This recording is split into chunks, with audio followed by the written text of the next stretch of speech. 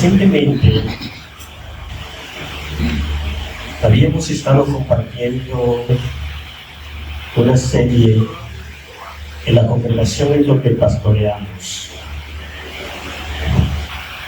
y se nos ocurrió terminar haciendo una pregunta, no porque la congregación no la conociera, sino porque queríamos ser un poquito retórico y queríamos poner a la gente a reflexionar y a pensar algunas cosas que considerábamos importantes.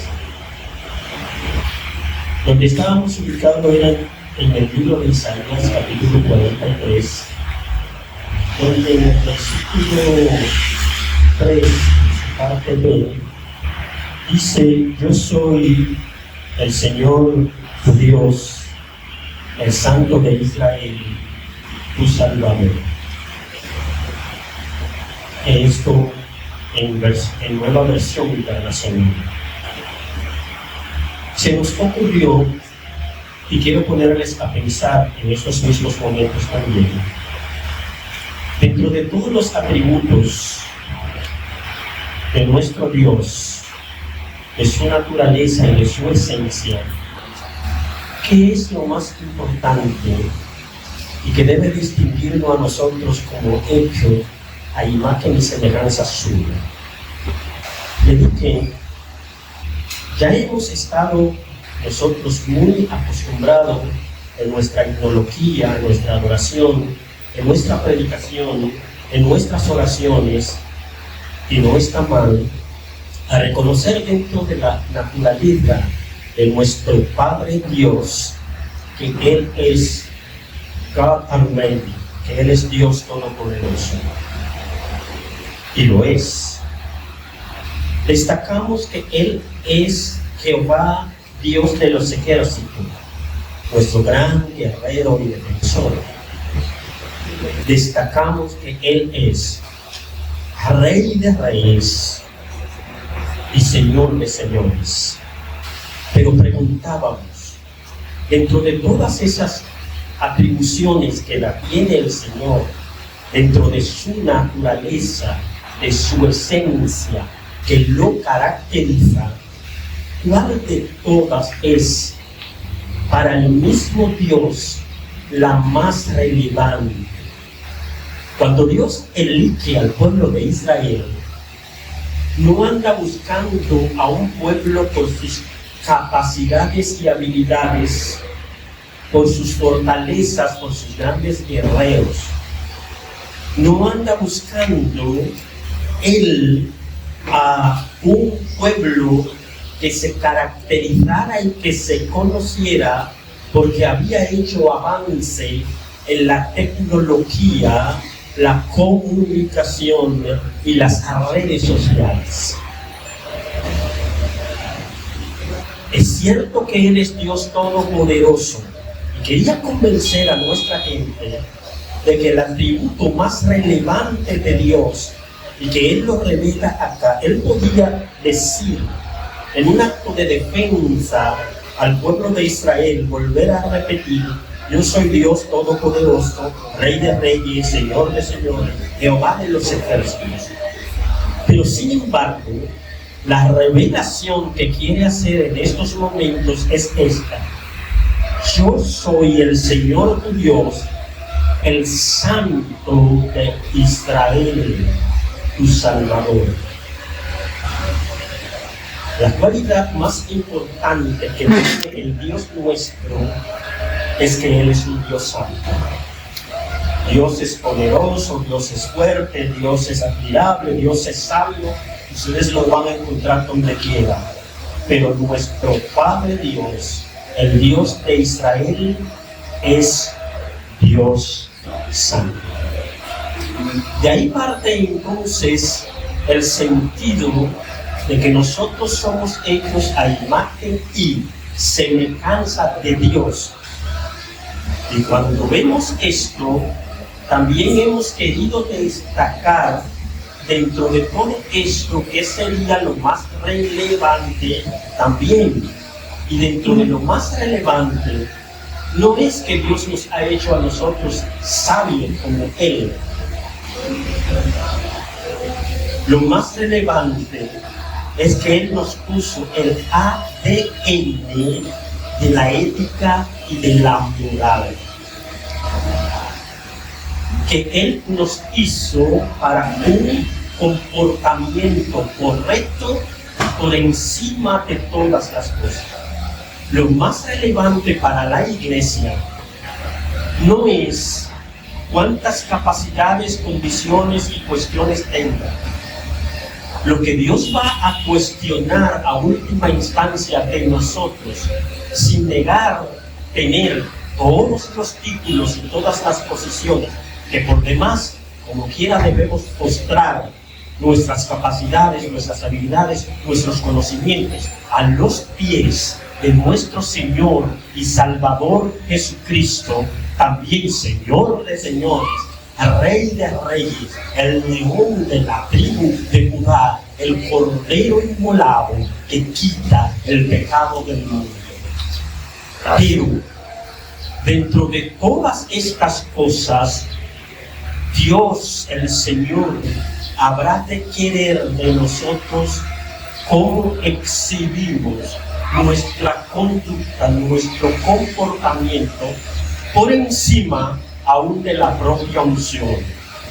Queremos ser gente ungidas, queremos ser gente de púlpito, que hablemos con toda elegancia, con toda autoridad, con todo poder, sin importar a veces la calidad de nuestro comportamiento. Cuando en las Escrituras se decide elegir personas para hacer funciones de liderazgo y de servicio en la casa de Dios, una de las primeras cosas que se busca es que sean personas de buen testimonio. El testimonio es relevante para Dios en el ejercicio de seleccionar hombres y mujeres para que puedan estar al frente de las cosas sagradas. Dicho esto, entonces, nosotros queremos basar nuestra entrega solamente en dos elementos del propio título, tema que se nos ha asignado: la ética cristiana aplicada a los nuevos tiempos. ¿Cuáles son esos nuevos tiempos? Podemos nosotros medir las razones, tenemos nosotros las habilidades y las capacidades de los de la tribu de Isaacar, que eran capaces de entender los tiempos en que estaban viviendo. Pablo, en Romanos capítulo 1, describe los hombres y las mujeres de la generación última como una generación sin afecto natural.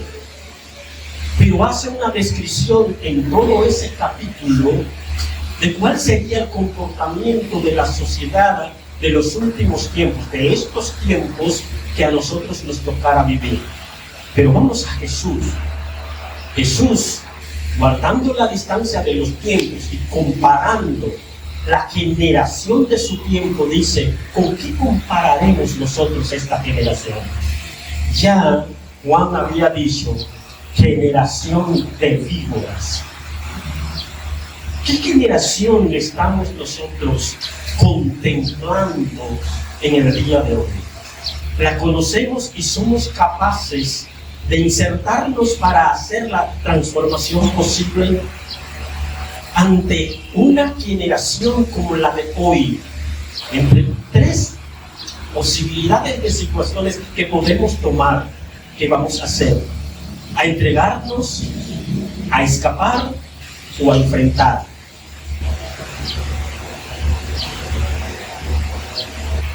Esta sociedad que Jesús describe como una sociedad, dice: ¿con qué yo voy a comparar esta generación? Esta generación parece a los chicos que van a la plaza, que van a la fiesta Y cuando se toca, ellos hacen lo contrario. Cuando se hace fiesta, ellos endechan. Y cuando la gente está alegre y contenta, ellos están precisamente del otro lado del río. ¿Entendemos nosotros la generación en la que estamos viviendo para aplicar una dogmática, una doctrina, una teología, una ética y moral lo suficientemente correcta, la ética cristiana? Yo quiero que ustedes vean conmigo esto, y espero que si algunos términos le podrían parecer un tantito canzones, no se desesperen. La sociedad posmoderna es una sociedad compleja, indiferente, ególatra, ultra rápida, sexualizada, sin afecto y sin moral, sin Dios, sin ideología y sin sentido. Una sociedad hedonista que solo vive por el placer y para el placer. Por eso, para vivir nuestra fe en esta última generación, se hace necesario conocer el tiempo en que vivimos hoy y establecer la correcta manera de encajar en él sin perder la esencia de nuestra integridad. Quiero que piensen en la palabra integridad, porque le digo, 2 instancias solamente voy a tratar en esta disertación: la sociedad moderna, posmoderna en que vivimos y el sentido de la integridad.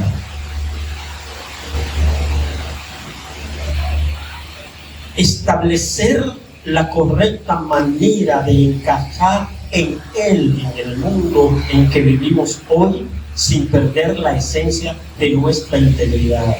Padre, no te pido que nos saques del mundo, solo te pido que nos libre del mal. Que en esta sociedad dañina ellos hagan lo correcto y no se dejen contaminar. Que en esta sociedad dañina, que se conviertan ellos a ti y no tú a ellos. Que en esta sociedad difícil, de grandes influencias, que la iglesia tenga la capacidad de influenciar culturas y sociedades y no dejar que las redes sociales influyan tanto que permeen la verdadera fe, el verdadero comportamiento cristiano y nuestra base especial de nuestra doctrina fundamental.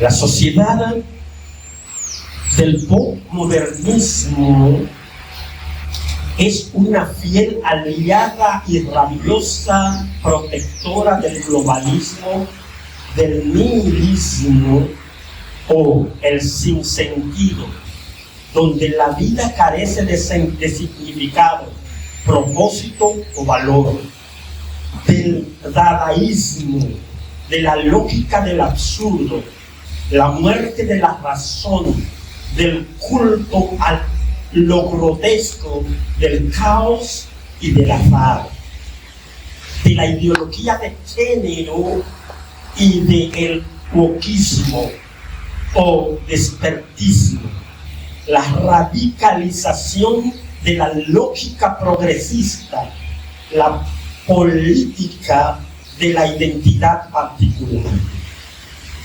La posmodernidad en nuestro aquí y ahora, en que profesamos ser seguidores de Jesús, se caracteriza por la proliferación de la relación de persona en igualdad de sexo, la homosexualidad, el lesbianismo y todas las demás hierbas aromáticas que ellos han inventado.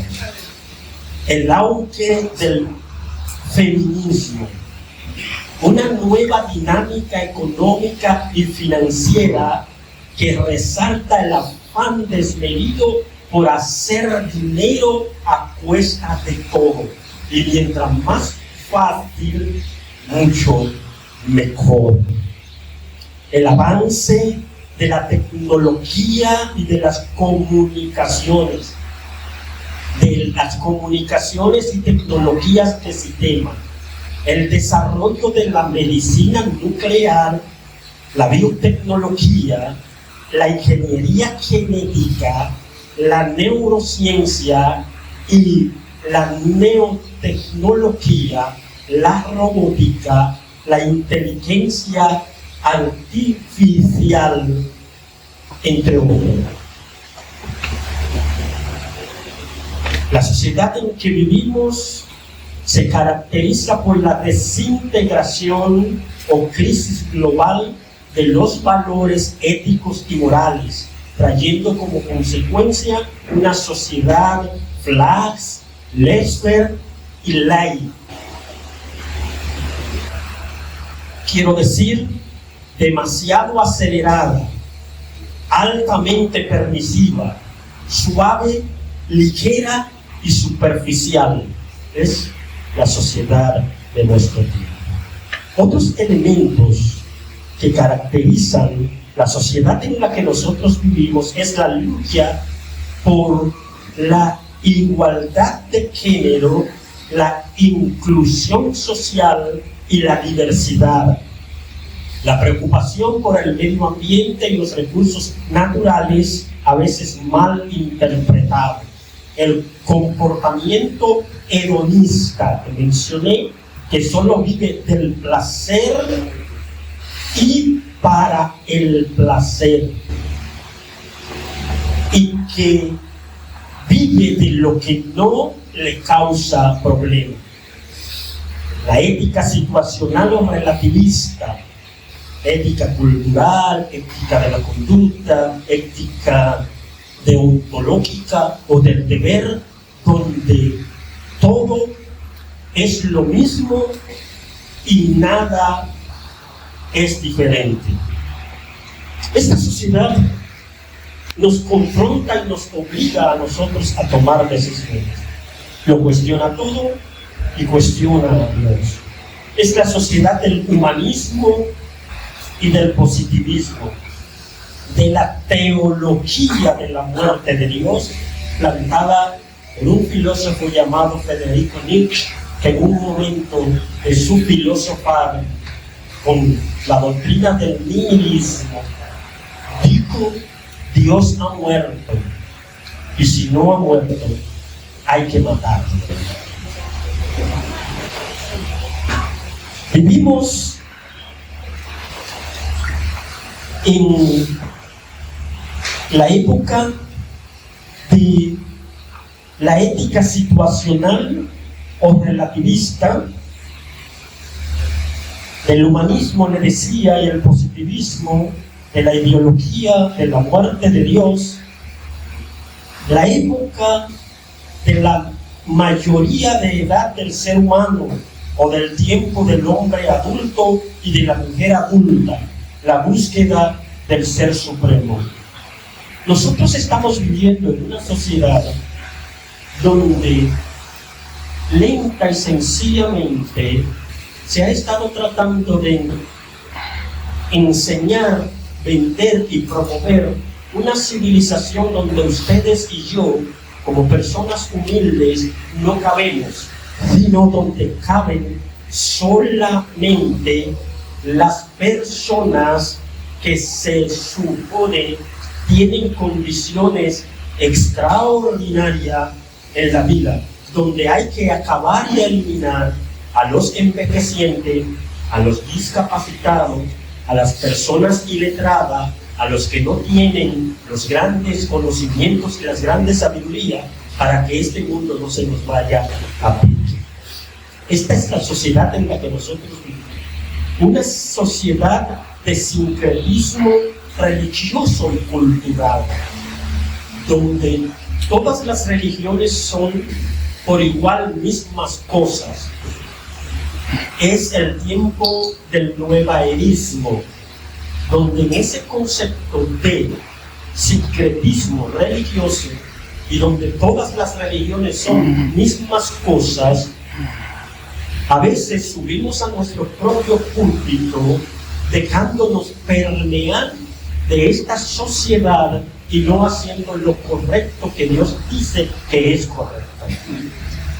Nos imponen un lenguaje y nosotros asumimos desde el púlpito cómo debemos hablar, un lenguaje que ellos llaman inclusivo, y sin criticar a nadie y sin importarme si lo hacemos o no lo hacemos.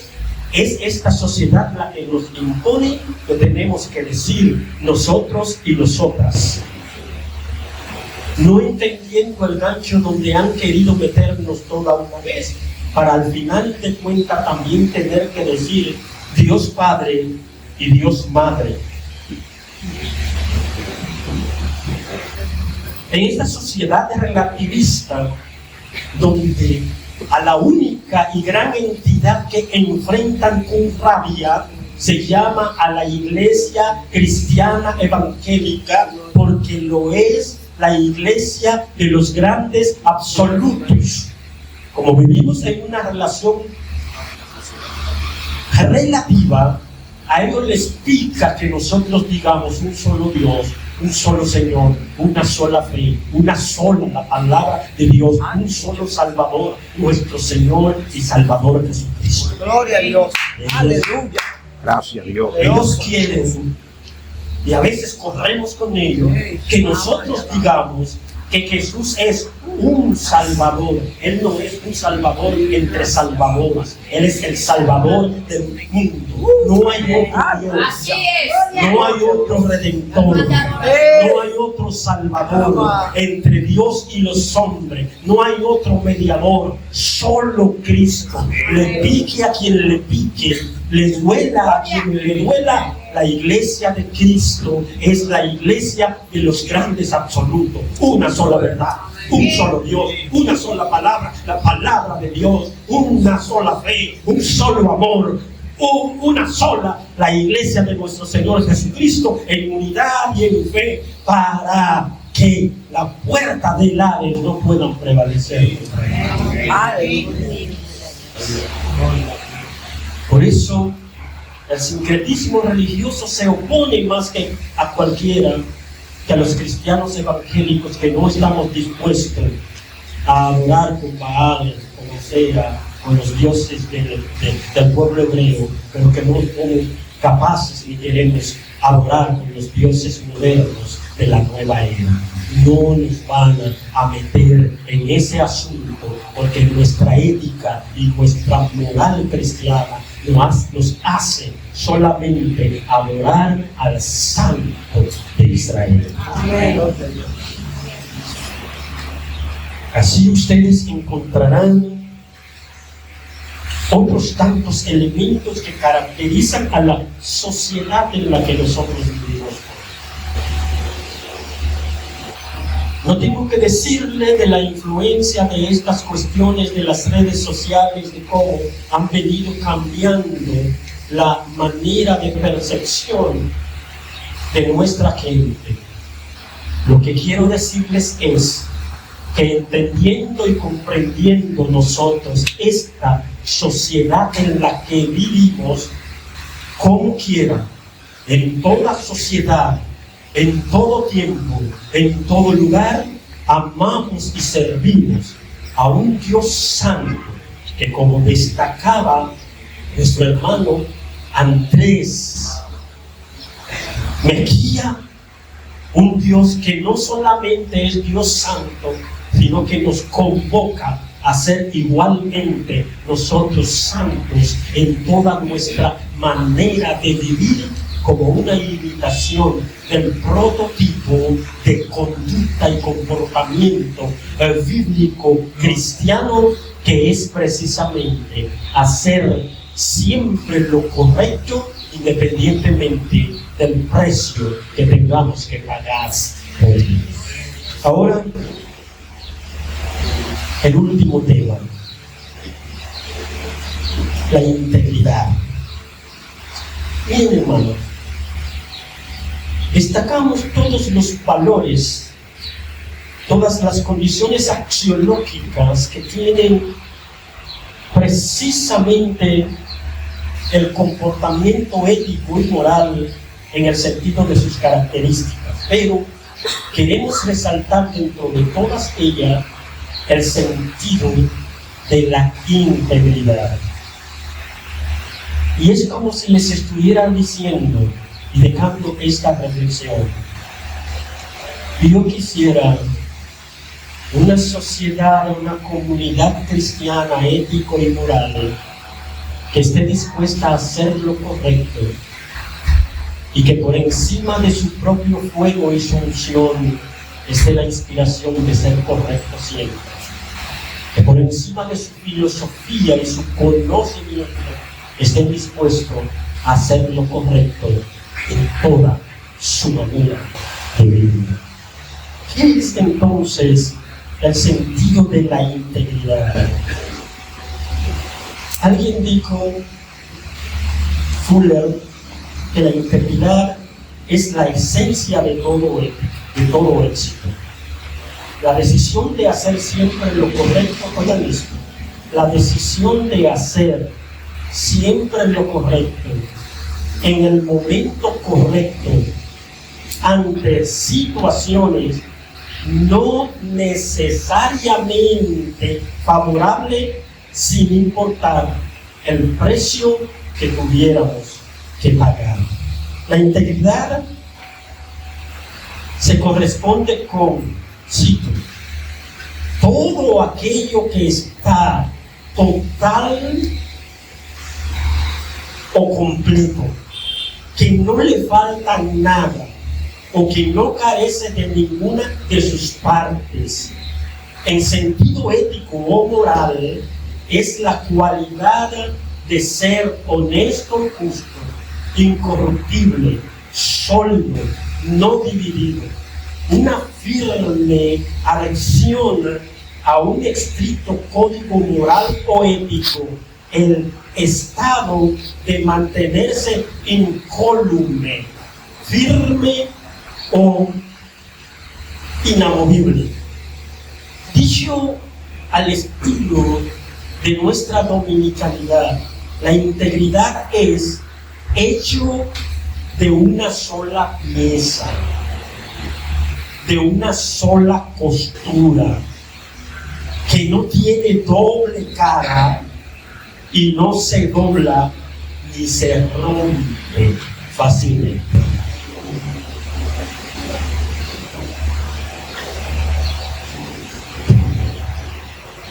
Si nos vamos entonces a la integridad moral, que viene del latín también,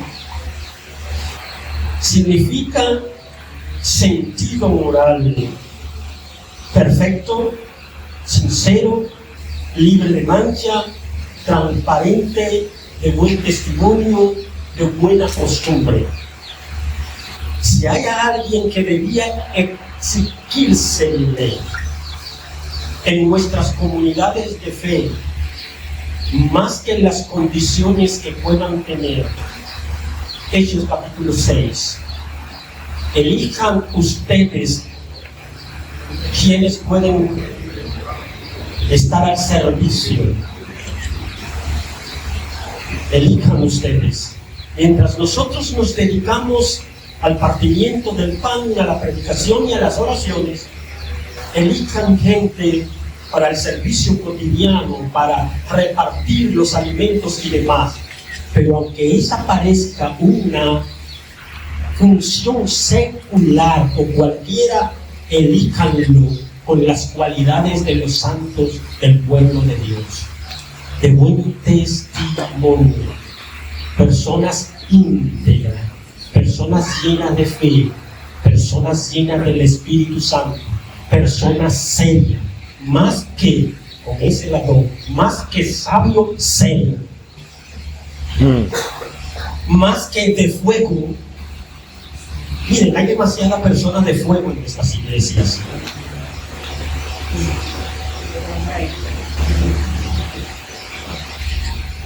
Hay demasiadas personas de revelaciones y qué sé yo qué cosas en esas iglesias. Ahora vamos a contar a los íntegros, a los que están dispuestos a no vender su primogenitura, a los que están dispuestos, aunque lo echen en el horno del fuego ardiente, decir: yo no voy a seguir el sistema, yo no voy a actuar como otros actúan, yo no voy a adorar la estatua del sistema actual, porque yo tengo a un Dios a quien adoro y a quien sirvo. Y ante el único que me postro es ante el Dios verdadero, nuestro Salvador y nuestro Señor. Entonces,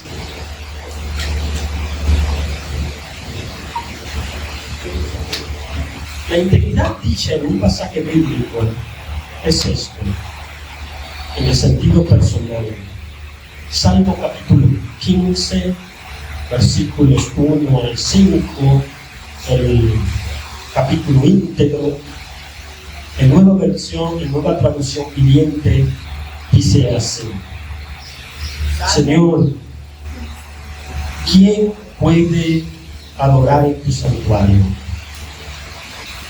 ¿Quién puede entrar en tu presencia, en tu monte santo? Los que llevan una vida intachable y hacen lo correcto. Los que dicen la verdad con corazón sincero. Los que no se prestan al chisme ni le hacen daño a su vecino, ni hablan mal de sus amigos. Los que desprecian a los pecadores descarados y honran a quienes siguen fielmente al Señor y mantienen su palabra aun cuando salga perjudicado. Los que prestan dinero sin cobrar intereses, los que no aceptan soborno para mentir acerca de un inocente. Esa gente permanecerá firme para siempre. Que el Señor les bendiga. Amén.